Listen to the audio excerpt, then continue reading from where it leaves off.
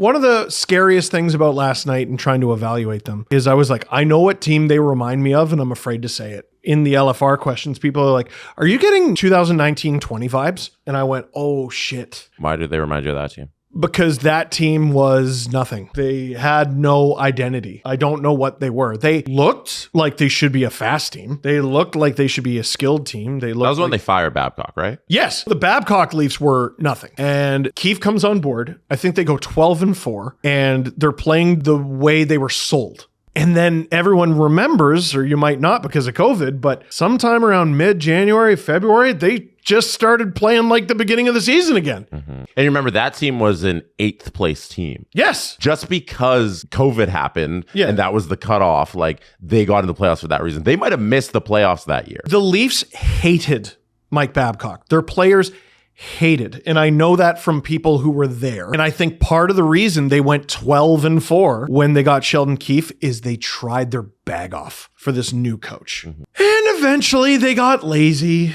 and they were downright mediocre again. And I think the best part of their season was the one where they tried. I know it's the NHL. I know you're trying. Everyone's trying. You're not the hardest working team on the ice.